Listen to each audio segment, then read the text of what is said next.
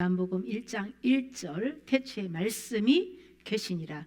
이 말씀이 하나님과 함께 계셨으니 이 말씀은 곧 하나님이시니라. 아멘. 태초에 계신 말씀이 예수님이시고 예수님은 하나님이십니다. 예수님의 영으로 우리 마음 안에 오신 성령님도 진리의 영이십니다. 성령께서 마음을 열고 말씀을 깨닫게 해주실 때 영이요 생명이신 예수 그리스도께서 실제로 역사하십니다. 이브리서 4장 12절 13절 하나님의 말씀은 살아있고 활력이 있어 좌우의 날선 어떤 검보다도 예리하여 혼과 영과 및 관절과 골수를 찔러 쪼개기까지 하며 또 마음의 생각과 뜻을 판단하나니 지으신 것이 하나도 그 앞에 나타나지 않음이 없고 우리의 결산을 받으실 이의 눈앞에 만물이 벌거벗은 것 같이 드러나느니라. 아멘. 말씀의 능력은 죄로 부패하고 타락한 마음과 행실을 치유합니다. 말씀은 죄 속에 숨어 기생하는 귀신을 드러내주는 빛입니다. 말씀은 죄의 근원을 태우고 마귀를 멸하는 불입니다. 말씀의 능력은 혼과 영을 가르고 지성, 감정, 의지와 마음의 생각과 뜻을 판단하여 모든 불순물을 제거해주는 하나님의 능력입니다. 빛의 말씀은 결산을 받으실 하나님의 눈앞에 벌거벗은 것 같이 모든 죄를 다 드러내 주시고 회개할 때 사단을 멸해 주십니다. 시편에서 아삽은 하나님 앞에 지은 모든 죄를 때가 되면 책망하여서 눈앞에 낱낱이 다 드러낸다고 증언합니다. 말씀의 검으로 찔러서 어둠의 영을 드러낼 때에 마귀의 공격으로 많은 아픔을 느끼게 되는데요. 이때 겸손하게 자아를 부인하고 그 죄를 인정하고 하나님 앞에 순복해야 합니다. 이사야 32장 17절 공의의 열매는 화평이요 공의의 결과는 영원한 평안과 안전이라. 아멘. 하나님께서 말씀으로 모든 죄를 드러내 주시고 회개의 은혜를 주셔야만 공의가 세워져서 하나님과 나와의 관계와 나와 이웃과의 관계에서 화평케 된다는 거예요. 그러므로 샬롬을 누리게 되는 것이죠. 성령님께서 우리 안에 오신 이유도 죄와 의와 세상을 사랑하는 것들을 심판해서 마귀를 멸하고 진리 가운데로 인도하여 예수 그리스도와 연합시켜주기 위함이라는 것이죠. 성령의 검이 마귀의 형상으로 타락한 옛사람을 죽이고 예수님의 아름다운 형상으로 재창조해 주십니다. 시편 119편 75절에 보시면 여호와여 내가 알거니와 주의 심판은 의로우시고 주께서 나를 괴롭게 하심은 성실하심 때문이니이다 라고 다윗은 고백합니다. 하나님께서 말씀으로 타락한 마음과 행실을 심판하시는 것은 완벽한 공의에 입각한 것이기에 의롭다는 것입니다. 주께서 사랑하는 자녀를 징계하여 괴롭게 하시는 것은 성실하심 때문이라는 것이에요. 하나님은 백성들과 맺은 언약에 순종하는 자에게는 축복하고 불순종하는 자에게는 징벌을 내리시는 일을 일관성 있게 시행하셨습니다. 하나님께서 언약 백성에게 주신 축복은 이 땅에서 육신이 잘 먹고 편하게 잘 사는 그런 복이 아닙니다. 하늘의 신령한 복, 영생의 복, 예수 그리스도와의 연합의 복입니다. 그러나 마귀는 하늘의 신령한 복을 빼앗기 위해서 잠깐 누리는 이 세상의 복을 가지고 유혹을 합니다. 우리는 예수님처럼 기록한 말씀으로 이 원수 마귀를 대적하고 물리쳐야 합니다. 그리고 세상에서 살아가는 데 필요한 모든 것들이 전부 그리스도와 연합을 이루기 위한 도구로 사용되어야 합니다. 다윗은 고통당하는 것이 하나님의 신실하심 때문이라고 고백하는데요. 당하는 고통은 알게 모르게 지은 죄에 대한 징벌이며 하나님으로부터 온 것으로서 정당하다는 것을 인정합니다. 우리에게 일어나는 모든 일, 불행한 일, 안 좋은 일들, 이런 모든 것들 다 하나님이 허락하셨다는 것을 우리는 인정해야 합니다.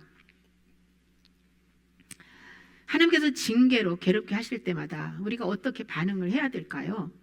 하나님께서 마귀를 멸하시고 주님의 아름다운 성품으로 빚어서 신령한 복을 주기 위함이라는 것을 믿고 죄와 우상들을 버려야 합니다. 시편 107편 20절에서 그가 그의 말씀을 보내어 그들을 고치시고 위험한 지경에서 건지시는도다 라고 증언합니다.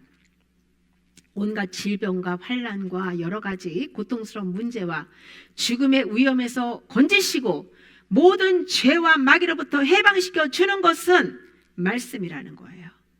그래서 하나님께서 우리를 치유하시기 위해서 먼저 말씀을 먼저 보내시는 거예요. 말씀을 듣고 깨달아야 내 믿음의 반응을 할 수 있고 회개하고 그러므로 해서 주님으로부터 치유받게 되는 것이 아니겠습니까? 그러므로 먼저 말씀을 먹고 주님이 더 좋은 것을 채워주실 것을 믿고 육신이 집착하는 문제들을 주님 앞에 내려놓아야 합니다. 말씀이 없는 치유와 문제 해결은 근본적으로 영혼의 유익이 없어요. 말씀이 없으면 그리스도께로 나아갈 수가 없습니다.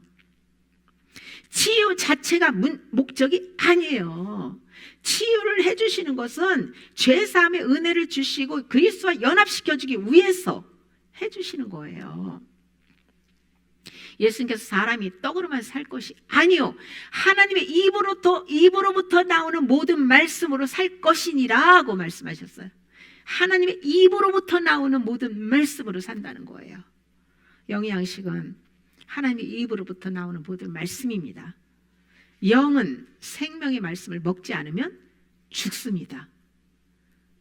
육은 육의 음식을 먹지 않으면 죽습니다. 영도 영의 양식이 하나님의 말씀, 입으로부터 나오는 말씀을 먹어야 살아요. 그런데 많은 교인들이 영의 말씀을 먹지 않음으로 해서 영이 죽었거나 영이 깊은 잠에 빠져서 혼으로 종교 생활을 하고 있다는 사실이죠. 그리고 예수님을 잘 믿는다고 착각합니다. 그리고 행위로 구원을 이루려고 하는 거예요. 열심히 하나님과 거래하면서 은사를 추구하고.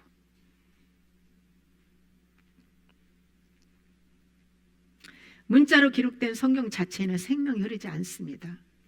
이 성경에 지금 생명이 흐릅니까? 이 문자로 기록해놓은 이 로고스? 여기 아직 생명이 흐르지 않아요. 다시 생명을 불어넣어서 살아있는 말씀이 되게 해야 합니다. 어떻게 기록한 성경 말씀을 하나님의 입에서 나오는 생명의 말씀이 되게 할 수 있을까요? 그것은 성경을 하나님의 말씀으로 내가 믿고 성령으로 기록했다는 이 말씀을 내가 믿고 소리내서 선포하는 거예요. 믿음은 들음에서 난다고 했어요. 영의 귀가 들어야 마음으로 믿고 간직할 때 생명의 능력이 흘러나와서 예수님을 경험할 수 있는 것입니다. 여호수아 1장 8절 이 율법책을 내 입에서 떠나지 말게 하며 주야로 그것을 묵상하여 그 안에 기록된 대로 다 지켜 행하라. 그리하면 내 길이 평탄하게 될 것이며 내가 형통하리라. 아멘. 여기서 묵상은 하가, 즉 소리를 내다는 뜻입니다. 말씀을 주야로 읊조림으로 마음에 간직하고 성령의 가르침을 받으며 살라는 거예요. 내 힘으로가 아닌 성령으로 살라는 것이죠. 그러면 영혼의 길에 내 영혼이 가는 길이 어떤 죄로 장애물이 없이 그냥 시온의 대로처럼 평탄하고 그러면 영혼이 형통하게 되는 것이에요. 샬롬을 누리게 된다고 주님이 약속하십니다. 시편 119편 97절에서 다윗은 고백합니다. 내가 주의 법을 어찌 그리 사랑하는지요. 내가 주의 법을 어찌 그리 사랑하는지요. 내가 그것을 종일 작은 소리로 읊조리나이다. 예수님을 사랑하는 것은 말씀을 사랑하는 것이에요. 입으로만 주님 사랑해요, 사랑합니다, 사랑 타령하면서 실제 말씀을 먹지 않으면, 소리내서 말씀을 먹지 않으면 그 사랑은 가짜입니다. 주님을 사랑하는 증거는 다윗처럼 말씀을 소리내서 먹고 말씀을 따라 믿음으로 사는 것이에요.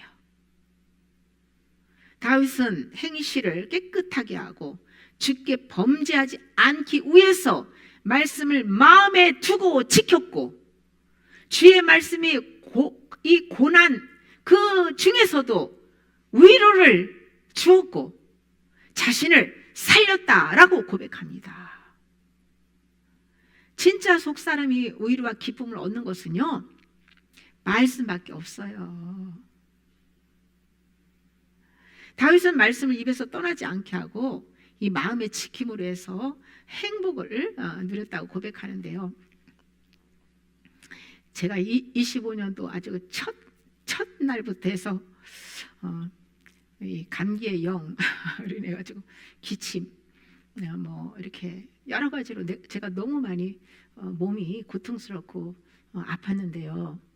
그것을 이제 지나고 나서 그 고난 속에서 정말 율례를 배운다고 제가 또 새로운 주님의 메시지를 듣고 깨닫고 뭔가 이렇게 좀 새롭게 제가 하고자 하는 어떤 이렇게 이제 그 결단을 하면서 이제 말씀을 제가 이제 저녁에는 기도하고 바로 잤거든요. 전에는. 그런데 제가 말씀을 이제 침대에 누워가지고 쪽복음으로 몇 장을 제가 읽는데 한 절 한 절을 이제 소리를 내서 읽어준 다음에 제가 이제 마음으로 묵상을 하는 거예요. 몇 장 정도를. 그런데요, 말씀이 꿀송이처럼 달콤한 거예요. 얼마나 말씀이 달고 맛있고, 세상에 이 말씀은 진짜 보하고 말씀보다 세상에 귀한 것은 아무것도 없구나. 그게 막 그냥 아주 탄성이 나오는 거예요. 그러면서 다윗이 말씀을 주의 법도를 지킨 것이 나의 소유라고 고백한 것처럼 저도 말씀이 저의 소유고 예수님이 저의 전부라고 이렇게 정말 고백이 되어집니다. 예수님을 믿는 궁극적인 목적은요, 아들의 형상으로 이렇게 본받아 사는 것인데요, 우리가 변화되는 것이 아니고요, 우리는 변화되는 게 아니에요. 내가 죽는 거예요. 내가 죽으면 아들의 그 믿음을 주시고 아들의 형상으로 살게 성령님이 우리를 변화시켜 나가시는 거예요.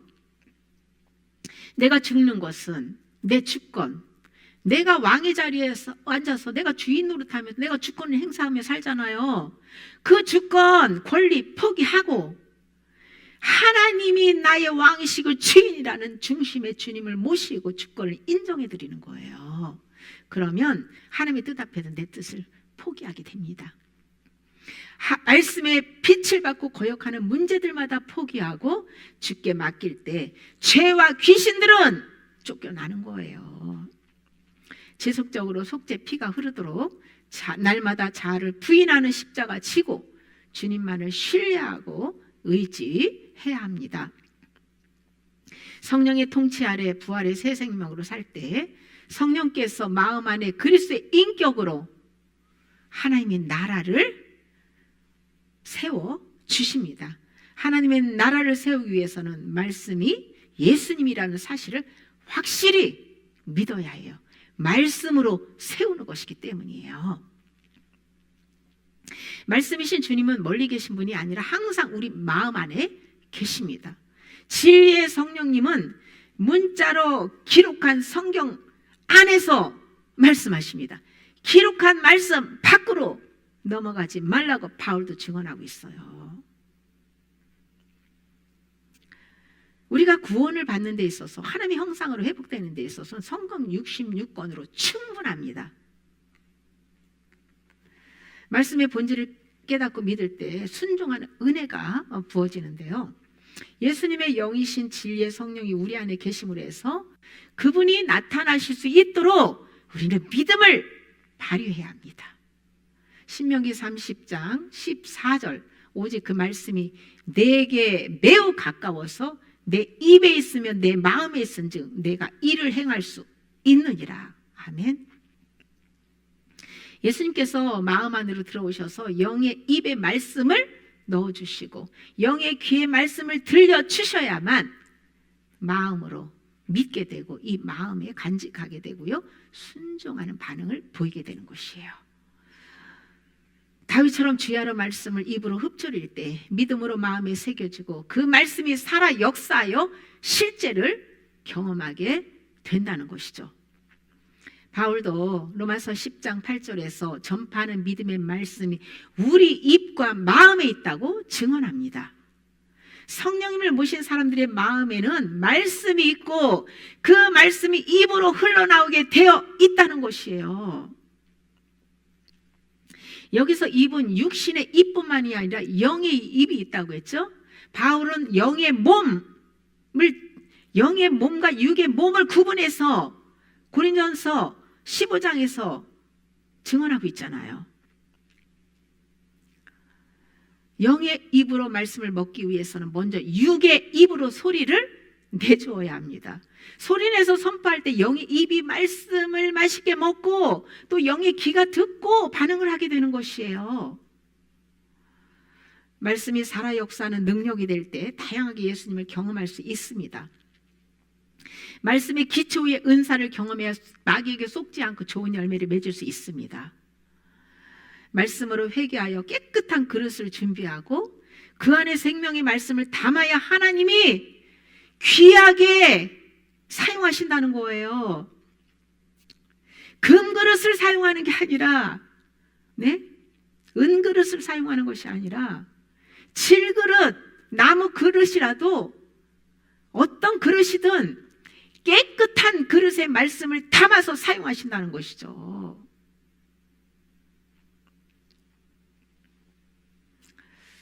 말씀이 없는 상태에서 분별력 없이 은사를 사용하고 어떤 그 영적인 현상을 쫓아가다 보면 사단의 미혹을 받아서 믿음의 길에서 떠날 수 있기 때문에 항상 그 말씀의 빛으로 조명해보고 분별하고 조심해야 합니다. 반드시 알 것은 영이신 하나님을 만나기 위한 통로는 말씀입니다. 꾸준히 말씀을 소리내서 먹을 때 회개하게 되고 죄로 인하여 영의 몸이 맹인 육은 보는데 영의 눈은 감겼어요. 육의 귀는 들리는데 영의 귀는 닫혔어요. 그러니까 영의 귀머거리, 벙어리, 지체, 장애인 모든 결박이 풀어진다는 거예요. 성령님과 인격적인 교제를 하기 위해서는 기록한 말씀을 부지런히 소리내서 먹어야 합니다. 그냥 매일 이 말씀은 우리가 전하고 들어도 부족함이 없는 거예요. 성령의 가르침을 받아서 주님을 경험하는 가운데 경험하며 생명의 말씀은 우리의 믿음을 성장시켜 줍니다. 하나님께서 예레미야 31장 33절에서 이스라엘 집에 세울 언약을 말씀해 주셨어요. 그날 후로 예수님을 믿는 사람 속에, 그러니까 예수님이 십자가에 죽으시고 성령을 보내주시고 나서 성령님이 우리 안에 오시고 나면 그 사람 속에 법을 두고 그 말씀을 마음에 기록해 주셔서 하나님의 자녀로 삼겠다는 말씀이에요. 언약은 하나님과 백성과의 영성 결혼을 의미합니다. 하나님과 결혼을 언약한 백성이 우상 숭배를 하면 언약을 깨트리는 거예요. 이스라엘 백성은 하나님과 언약을 맺고 결혼 언약을 맺고 우상을 숭배함으로 해서 언약을 파괴했기 때문에 멸망을 당하고 많은 징계를 받았다는 사실이죠. 인간의 힘으로 언약을 맺을 수 없고 그 언약을 지킬 수도 없고 성취할 수 없기 때문에 하나님의 법, 즉 말씀이신 성령님이 우리 안으로 들어오신 거예요. 성령님은 말씀을 생각과 마음에 기록해 주기 위해서 먼저 죄를 회개시킵니다. 타락한 육신의 생각과 내가 배워서 알고 있는 하나님에 대해서 알고 있는 관념적인 하나님 모든 이론을 다 내려놓게 하십니다. 자로 쌓아놓은 모든 것들을 다 무너뜨리고 말씀으로 다시 세워서 그리스도께 복종시킨다는 것이죠. 옛 것을 무너뜨리고 새 것으로 하나님께서 다시 세워주십니다. 생명의 양식은 머리로 깨닫는 것이 아니고 마음으로 받아먹는 것이에요.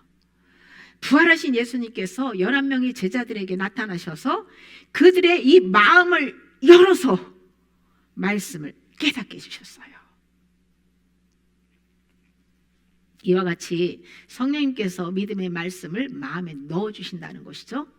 머리와 마음으로 들어가는 것을 무엇으로 어떻게 구분할까요? 그것은 믿음입니다. 믿음. 똑같은 말씀이 이 지성 속에 담겨도 성령님이 마음을 열고 깨닫게 해준 말씀은 살아있는 씨고, 내가 머리로 배우고 깨닫고 알고 있는 지식은 죽은 씨입니다. 이것을 잘 분별해야 돼요. 이 시간 여러분들이 말씀을 들을 때 100% 하나님의 말씀으로 믿어지면 성령님께서 이 시간 마음을 열어서 깨닫게 해주신 것이에요. 이것이 살아있는 말씀입니다. 그동안 성경 지식을 많이 알고 있는데 믿음의 반응을 못하고 옛사람으로 살고 있다면 전부 옛 것은 무너뜨리고 다시 성령의 능력으로 그것이 문자적인 것이 생명은 없지만 진리라면 다시 생명을 불어넣어서 살려야 되는 거예요. 지속적으로 말씀은 소리내서 먹으면, 그리고 회개하면 죽은 성경 지식이 살아나는 부활의 역사를 경험하게 될 것입니다.